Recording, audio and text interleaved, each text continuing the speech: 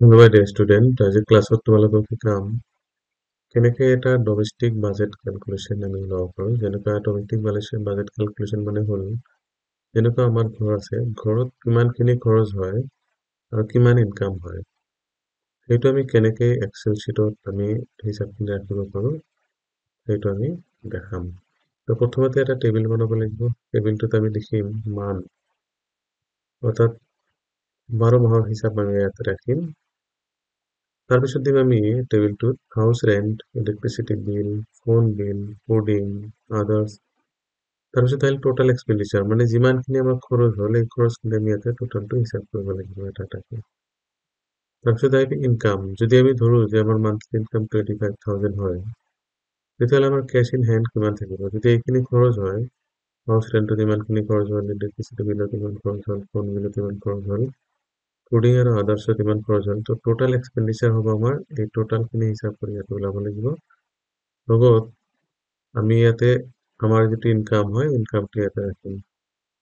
তাৰপিছত আমি চাম যে ইনকামৰ পৰা আমি এক্সপেণ্ডিচাৰটো মাইনাছ কৰিলে আমাৰ টোটাল কেছ ইন হেণ্ড কিমান থাকিব।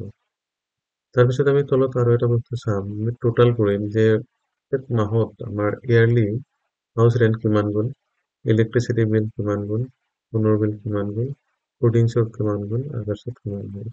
তো টোটাল এক্সপেণ্ডিচাৰ পাৰ ইয়াৰ কিমান যায় সেইটো আমি ইয়াতে হিচাপ কৰিম, আৰু টোটাল ইনকাম কিমান হয়।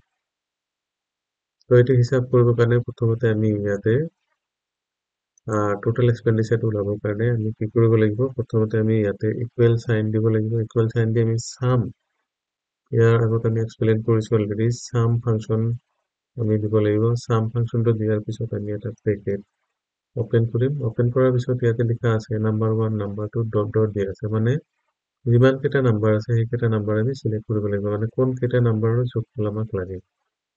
তো ইয়াৰ পৰা আৰম্ভ কৰি এইটো এইটো এইটো এইটো গোটেইকেইটাৰ যোগফল আমাক ইয়াত লাগে ইয়াতে। চ' এইকেইটা আমি কি কৰিলোঁ, চিলেক্ট কৰিলোঁ। চিলেক্ট কৰাৰ পিছত আমি ব্ৰেকেট ক্ল'জ কৰিব লাগিব। ইয়াতে ক্ল'জ কৰাৰ পিছত এণ্টাৰ প্ৰেছ কৰাৰ লগে লগে আমাৰ ইয়াতে টোটাল এক্সপেণ্ডিচাৰটো ওলাই গ'ল। চ' ডিয়াৰ ষ্টুডেণ্ট, আমি কিন্তু ইয়াতে আগত শিকাইছোঁ যে কেনেকৈ আমি অটোফিল কৰোঁ। অটোফিল কৰিবৰ কাৰণে আমি যিটো ওলালোঁ এইমাত্ৰ ফৰ্মুলাটো, এই ফৰ্মুলাটো আমি ইয়াতে যাই দেখা পাম ফৰ্মুলা বাৰত।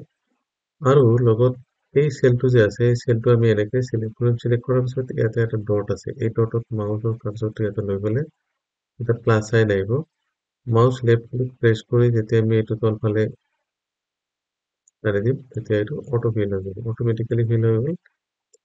নেক্সটটো আহিল আমাৰ কেছ ইন হেণ্ড, অৰ্থাৎ আমি ইয়াতে যিটো ইনকাম হয় তাৰ পৰা এক্সপেণ্ডিচাৰটো মাইনাছ কৰিম। এইটো কৰিবৰ কাৰণে আমি first of all equal sign দিব লাগিব। ইকুৱেল চাইন দিয়াৰ পিছত আমি ইনকামটো ঘৰত ক্লিক কৰিম, ইনকামৰ পৰা মাইনাছ চাইন দিম। মাইনাছ চাইনৰ পিছত আমি আহিব টোটাল এক্সপেণ্ডিচাৰ, এণ্টাৰ প্ৰেছ কৰাৰ লগে লগে তো এতিয়া আমাৰ কিমান হ'ল, কেছ ইন হেণ্ড ইমান থাকিল 15,950, অৰ্থাৎ 25,000 টকাৰ পৰা আমাৰ মান্থলি 8 টকা খৰচ হ'ল।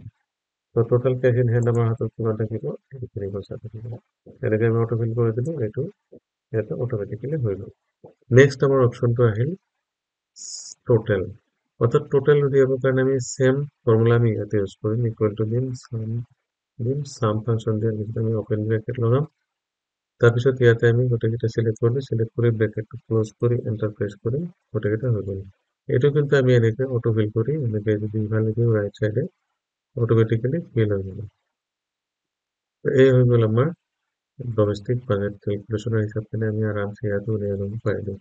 ইয়াতে মই আৰু এটা বস্তু দেখাই দিম, এইখিনি আমি ধৰক এইটো আমি নালাগে, আমি ডিলিট কৰি দিলোঁ। এতিয়া আমি কেনেকৈ আৰু সোনকালে কেনেকৈ এইখিনি হিচাপ উলিয়াব পাৰোঁ সেইটো আপোনালোকক দেখাম। তো প্ৰথমতে কি কৰিব লাগিব, এই গোটেই টেবিলটো চিলেক্ট কৰিম কিমানলৈকে, টোটালৰ যিটো ঘৰ আছে সেই ঘৰলৈকে। চিলেক্ট কৰাৰ পিছত আমি হোম অপশ্যনত যাই ইয়াতে লিখা আছে চাম।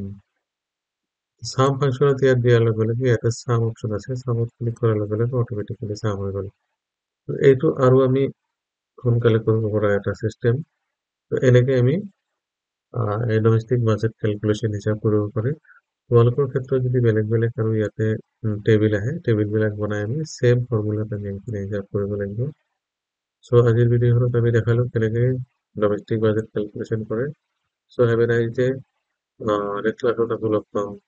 Kita lagi. Bye bye. Have a nice day.